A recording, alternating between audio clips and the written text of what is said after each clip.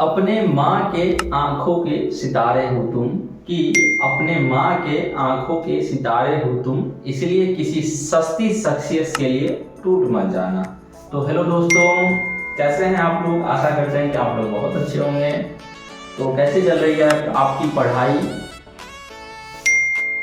चल रही होगी अच्छे से, ऐसे ही बिल्कुल कंटिन्यू तरीके से और बिल्कुल ही जोर शोर से अपना बोर्ड के एग्जामिनेशन में जुड़ जाइए, क्योंकि आपके पास समय बहुत कम है। इस चीज़ को मैं बार बार हर एक लेक्चर में दोहरा चुका हूँ, क्योंकि आप लोग को इस चीज़ के लिए सतर्क करना भी जरूरी है कि कम समय बचा हुआ है। इसलिए आप लोग तैयारी को बिल्कुल जोर शोर से और बिल्कुल ही एक नए अंदाज से आप लोग शुरू करके और अभी निरंतर रूप से बनाए रखिए, ठीक है।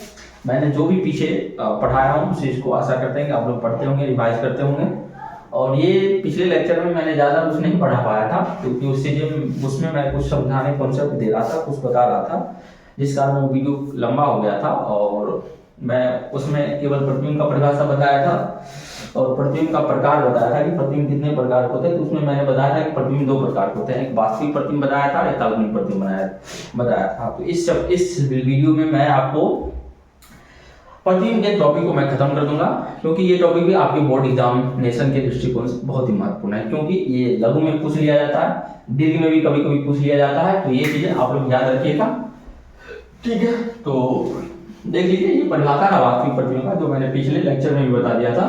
किसी बिंदु मात्र बीम से चलने वाली प्रकाश की किरणें परावर्तन या आवर्तन के बाद जिस बिंदु पर मिलती है, यहाँ पे नहीं लिखा है कि मिलती हुई प्रतीत होती है, जिस बिंदु पर मिलती है उसे उस बिंदु मात्र बीम का वास्तविक प्रतिबिंब कहते हैं। ये परिभाषा है। इस परिभाषा को मैं थोड़ा अपने लैंग्वेज में लिखा हूँ, और मेरा परिभाषा आप लोग देखिएगा तो कहीं ना कहीं आपको बुक से बिल्कुल अलग मिलेगा, क्योंकि मैं किसी एक बुक को पढ़कर के परिभाषा को नहीं डिजाइन करता हूँ, बल्कि कई सारे बुक है मेरे पास जिसको मैं पढ़ता हूँ और कोशिश करता हूँ कि आप लोगों को अच्छे से अच्छे कंटेंट मिले, अच्छे से अच्छे फैक्ट मिले, जो आपके एग्जामिनेशन में बहुत ही ज़्यादा महत्वपूर्ण साबित हो जाए। क्योंकि ये चीज़ें बहुत कम होते हैं कि आपको एक ही प्लेटफॉर्म पे, एक ही नोट्स में आपको सारे वो चीज़ें कंटेंट मिल जाए जो आपके एग्जामिनेशन के दृष्टिकोण से महत्वपूर्ण है। तो ये चीज़ आपको यही कैप्टन K2 एकेडमी में बिल्कुल पॉसिबल है, और मैं इस चीज़ को बिल्कुल ही अपने नए अंदाज में और बिल्कुल ही एक नए लेवल से, नए सिरे से आप लोग को बताने का प्रयास करता हूँ, ठीक है। तो चलते हैं आगे। मैं आपको वास्तविक प्रतिबिंब के कुछ गुणधर्म हैं जो आपके दोनों वास्तविक और काल्पनिक प्रतिबिंब में अंतर स्पष्ट करने के लिए भी उत्तरदायी होंगे, बहुत ही ज्यादा लाभप्रद होंगे। तो पहले मैं वास्तविक प्रतिबिंब के बारे में तो ये परिभाषा लिखा दिया हूँ, आगे मैं आपको वास्तविक प्रतिबिंब के गुणधर्मों के बारे में चर्चा करूंगा।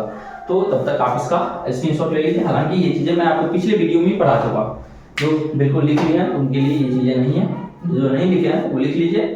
और कोशिश कीजिएगा कि मेरा जो भी वीडियो देखे वो सीरियल वाइज देखें, क्योंकि कुछ चीजें हैं जो आप सीरियल वाइज जब तक नहीं देखिएगा तब तक उस चीज के बारे में आप नहीं समझ पाइएगा, और समझ भी पाइएगा तो थोड़ा बहुत समझ पाइएगा। लेकिन आप यदि रेगुलर तरीके से मेरा वीडियो को देख रहे हैं तो आशा करते हैं कि आप लोग वो चीजें बिल्कुल से समझ गए होंगे, और आगे भी मैं आपको समझाने का बिल्कुल उसी नए सिरे से, नए अंदाज से समझाने का, पढ़ाने का प्रयास करूंगा, ठीक है। तब तक इसका स्क्रीनशॉट लीजिए।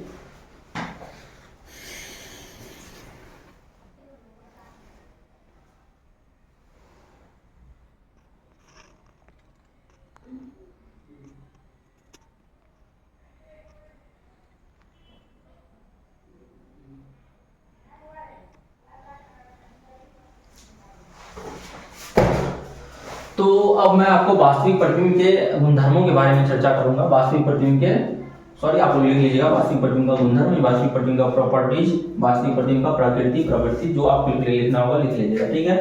तो आप लोग से पूछा जाएगा कि वास्तविक प्रतिबिंब क्या होता है, तो आप वास्तविक प्रतिबिंब का परिभाषा लिख लीजिएगा, इतना गुणधर्म लिख लीजिएगा। तो आपको कहीं से भी यदि 2 नंबर पूछेगा तो एक तनिक भी नंबर नहीं काटेगा, ठीक है, क्योंकि ये फैक्ट बहुत महत्वपूर्ण है, ठीक है। और पूर्णतः वास्तविक प्रतिबिंब को ये डिफाइन करता है, बिल्कुल, ठीक है।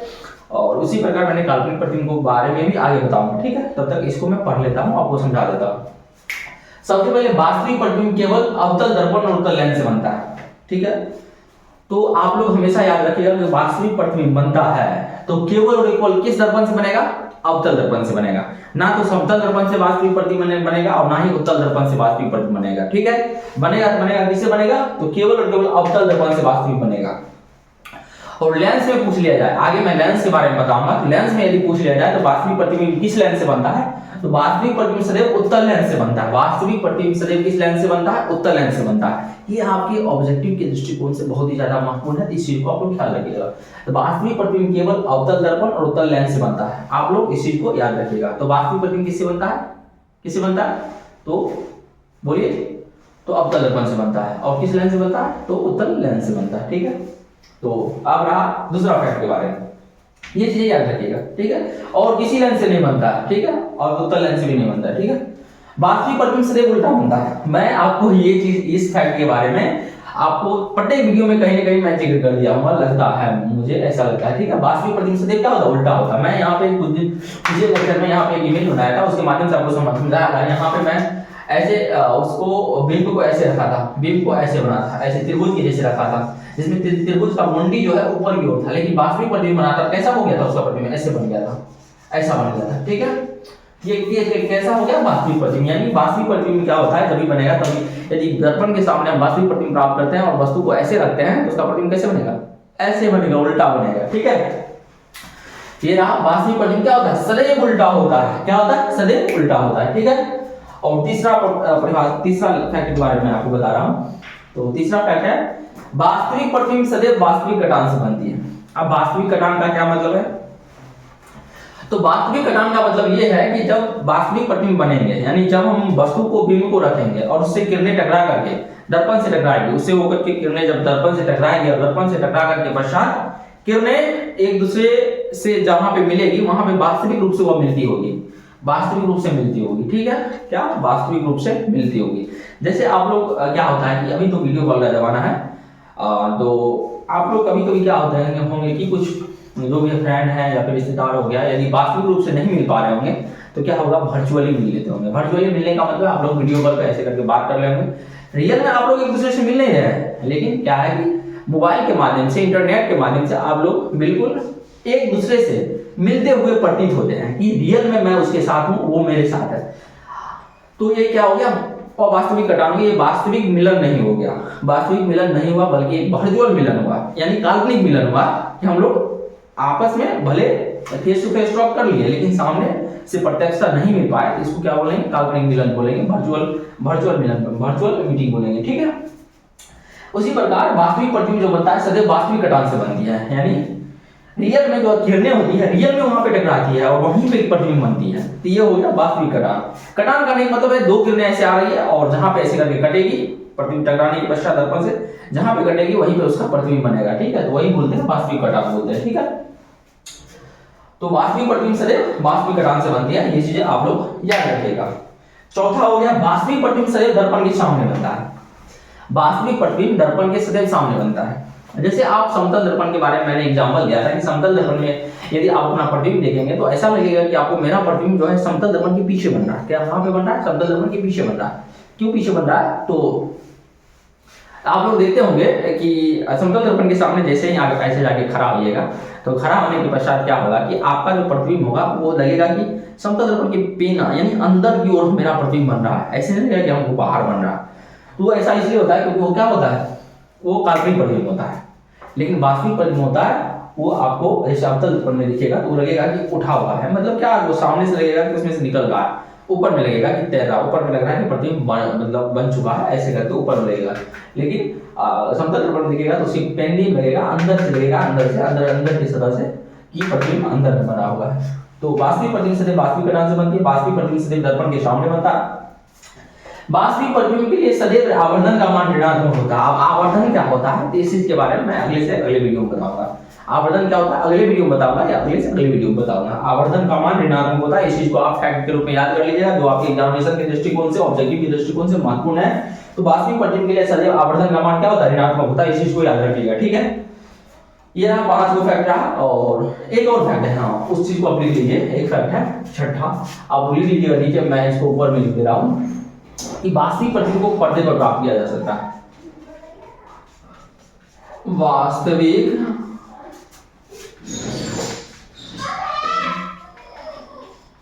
प्रतिबिंब को पर्दे पर प्राप्त किया जा सकता है। तो ये 6 फैक्ट हो गया, ठीक है। पहला फैक्ट था वास्तविक प्रतिबिंब केवल अवतल दर्पण और उत्तल लेंस से बनता है। वास्तविक प्रतिबिंब सदैव उल्टा बनता है। वास्तविक प्रतिबिंब सदैव वास्तविक घटांश से बनती है। चौथा हो गया वास्तविक प्रतिबिंब सदैव दर्पण के सामने बनता है। पांचवा हो गया वास्तविक प्रतिबिंब के लिए सदैव आवर्धन का मान ऋणात्मक होता है। छठा हो गया वास्तविक प्रतिबिंब का पर्दे पर प्राप्त किया जा सकता है। और ये सारे पॉइंट आपके एग्जामिनेशन के दृष्टिकोण से महत्वपूर्ण है, ऑब्जेक्टिव के दृष्टिकोण से, सब्जेक्टिव के दृष्टिकोण से भी, क्योंकि जब वास्तविक प्रतिबिंब और काल्पनिक प्रतिबिंब में अंतर पूछा जाएगा, यही अंतर आपको बताना है, क्योंकि काल्पनिक प्रतिबिंब ठीक इसके रिवर्स में मैं आपको अंतर बताऊंगा।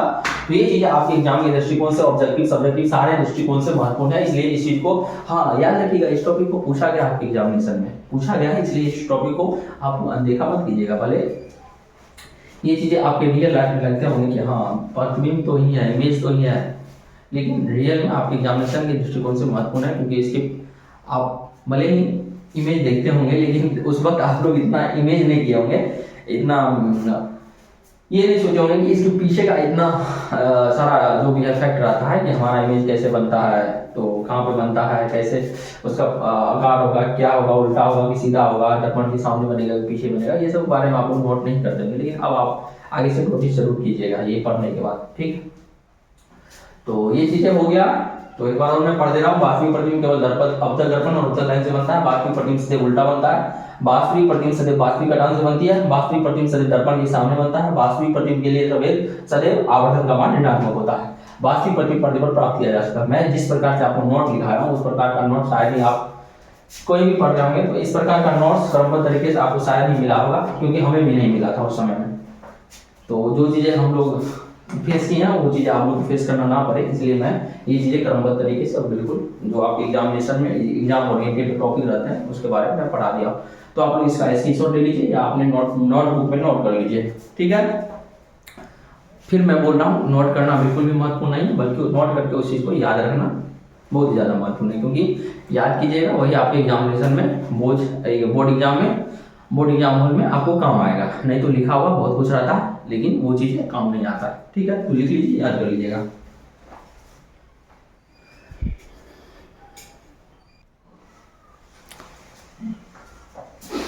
अब मैं आपको सबसे पहले काल्पनिक प्रतिबिंब के बारे में बताऊंगा कि काल्पनिक प्रतिबिंब की परिभाषाएं क्या होती है, ठीक है।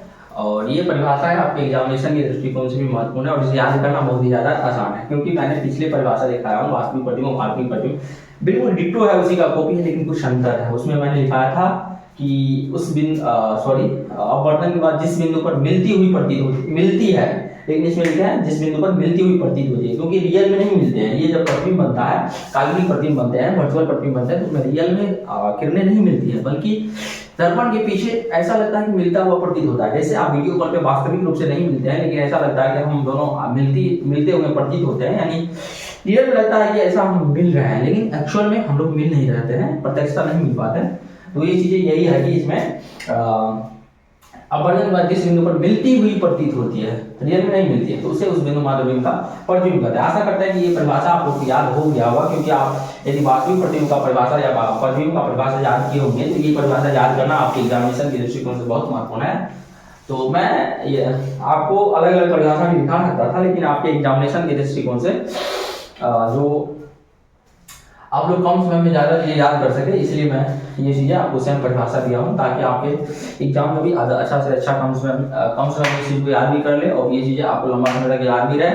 और ठीक है, तो चलते हैं। अब मैं आपको गुणधर्मों के बारे में बताऊंगा। जिस प्रकार मैंने इससे पहले वास्तविक प्रतिबिंब के गुणधर्मों के 6 गुणधर्मों के बारे में बताया था, 6 पॉइंट्स के बारे में बताया था, उसी प्रकार मैं इसमें 6 जो भी हो, 5-6 जो भी हो, उस पॉइंट के बारे में बताऊंगा, ताकि आपके बोर्ड एग्जाम में यदि अंतर दोनों में पूछा जाए, दोनों का परिभाषा पूछा जाए, जो भी जैसे भी इस टॉपिक से क्वेश्चन पूछा जाए, वो क्वेश्चन आपके एग्जामिनेशन में बिल्कुल ही बने। ये आपको कभी मलाल नहीं रहेगा। हमसे जो भी टॉपिक पढ़िएगा उस टॉपिक के संदर्भ में ये मलाल कभी नहीं रहेगा आपको कि सर आपने जो टॉपिक पढ़ाया उस एग्जाम में क्वेश्चन पूछा गया उस टॉपिक से और हम ना बना पाए, ये ऐसा हो नहीं सकता, क्योंकि आपके लेवल से थोड़ा मॉडरेट लेवल का ही मैं कंटेंट दे रहा हूं, ताकि आपके एग्जाम में जैसे भी क्वेश्चन पूछे, जैसे भी क्वेश्चन डिजाइन करे, वो क्वेश्चन आपके इस नोट से हमारे द्वारा जो भी नोट प्रोवाइड किए गए हैं बोर्ड पर जो भी है लिखवाते हैं, उस चीज के माध्यम से आपको कवर हो जाएगा। इसके लिए किसी दूसरे सोर्स को अपनाने की कोई जरूरत नहीं है, दूसरे बुक को पढ़ने की कोई जरूरत नहीं है। यही आपके लिए काफी है और एकमात्र रामबाण है आपके लिए, ठीक है। तो ये चीज को आप लोग स्क्रीनशॉट लीजिए या लिख लीजिए।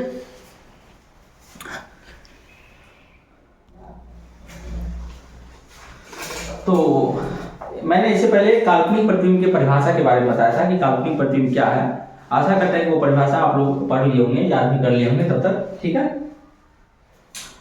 और अब मैं काल्पनिक प्रतिबिंब के बारे में, गुणधर्मों के बारे में चर्चा करूंगा कि काल्पनिक प्रतिबिंब कहाँ पे बन सकते हैं, कैसा होते हैं। तो ये सब चीजें इसके माध्यम से आप लोग कवर हो जाएगा, ठीक है। तो काल्पनिक प्रतिबिंब अवतल दर्पण, उत्तल दर्पण, समतल दर्पण, अवतल लेंस, उत्तल लेंस, इन सभी से बनते हैं।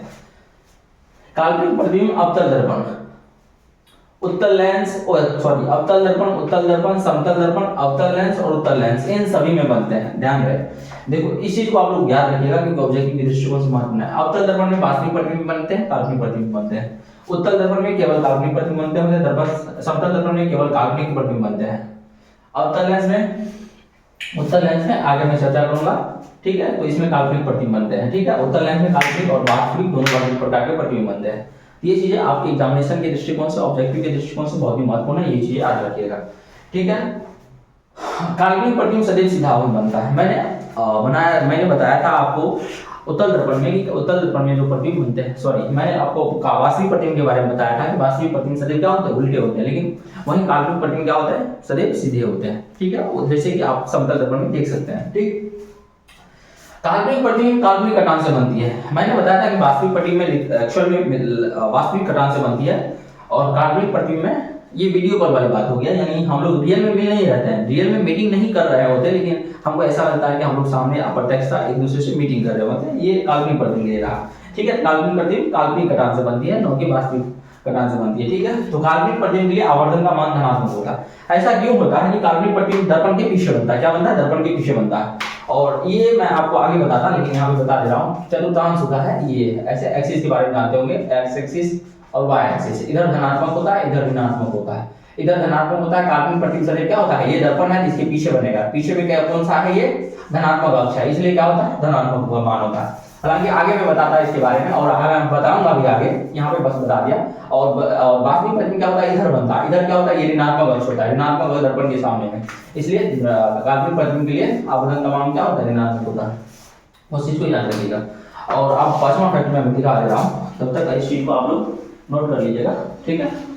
और याद रखिएगा इस चीज को बढ़िया फैक्ट के रूप में याद लीजिएगा, क्योंकि इससे ऑब्जेक्टिव बहुत बनेगा, बहुत, जितना हम सोच भी नहीं होंगे। और ये चीजें आप बहुत बच्चे कंफ्यूजन में नहीं बना पाते हैं, लेकिन आप लोगों को मैं इतना अच्छे से नोट प्रोवाइड कर रहा हूँ ताकि आप लोग जो है कम समय में ज्यादा से ज्यादा नंबर का लाभ उठा लें, ठीक है। और एग्जामिनेशन में, एग्जाम हॉल में आपको किस प्रकार लिखना चाहिए ताकि आपको अच्छा से अच्छा नंबर गेन हो, इस चीज के बारे में मैं एक बार बताऊंगा आपको, कब, जब आपके एग्जाम नजदीक होंगे तब मैं बता दूंगा कि कैसे हम लिखे, जिससे कम, जितना ही हमको आता हो उतना ही में हमको अच्छा से अच्छा नंबर मिल जाए, वो नंबर हमें कटे ना। ये चीज के बारे में मैं आगे आपको बताऊंगा, ठीक है। तो ठीक है, तब तक मैं आपको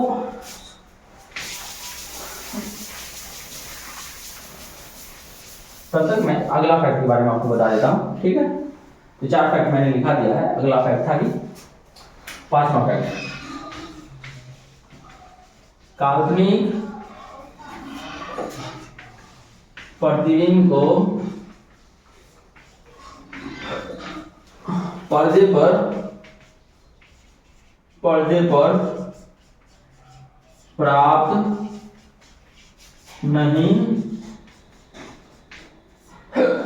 किया जा सकता है। मैंने वास्तविक प्रतिबिंब के बारे में बताया था कि वास्तविक प्रतिबिंब को पर्दे पर प्राप्त किया जा सकता है, लेकिन काल्पनिक प्रतिबिंब को पर्दे पर प्राप्त नहीं किया जा सकता है, ठीक है।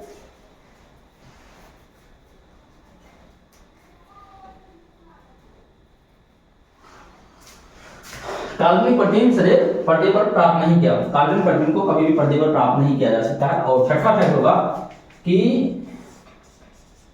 सॉरी मार्कर चलने में बिल्कुल असमर्थ है, देख लीजिए इसका लिंक खत्म हो गया है, तो हाँ इसका भी यही हाल है। काल्पनिक प्रतिबिंब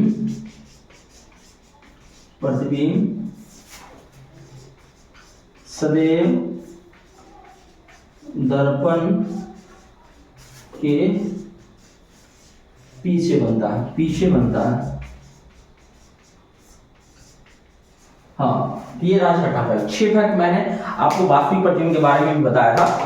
6 फैक्ट मैंने वास्तविक प्रतिबिंब के बारे में बताया था कि वास्तविक प्रतिबिंब क्या होता है, और 6 फैक्ट मैंने आपको काल्पनिक प्रतिबिंब के बारे में भी बताया हूं, ताकि आपके एग्जाम में यदि वास्तविक प्रतिबिंब और काल्पनिक प्रतिबिंब में अंतर पूछे तो आप लोग आसानी पूर्वक, बिल्कुल यदि 5 नंबर में भी पूछे, तो इन 6 अंतर को लिख करके आप लोग आसानी से 5 में 5 नंबर ला सकते हैं। ठीक है, तो आशा करते हैं कि आप लोग इस चीज को समझ गए होंगे, और इसको मैं इमेज के माध्यम से अभी नहीं समझ आया हूँ। अगले लेक्चर में मैं इसको कुछ इमेज के माध्यम से जो है इमेज को क्रिएट करके कि कैसे प्रतिबिंब बनते हैं, काल्पनिक कैसे वास्तविक बनते हैं, हालांकि मैं समझा भी दिया हूँ, लेकिन फिर भी मैं एक बार और समझा दूंगा अगले लेक्चर में। तब तक आज का क्लास यहीं तक। आप लोग ऐसे ही मन लगा के पढ़ते रहिए और हमारे साथ ऐसे ही जुड़े रहिए, और ज़्यादा से ज़्यादा प्रयास कीजिए कि अपने दोस्तों को भी, अपने क्लासमेट को भी इस हमारे चैनल से जोड़िए, ताकि वो भी इस चीज़ का फायदा उठा सके। तो चलते हैं, जय हिंद।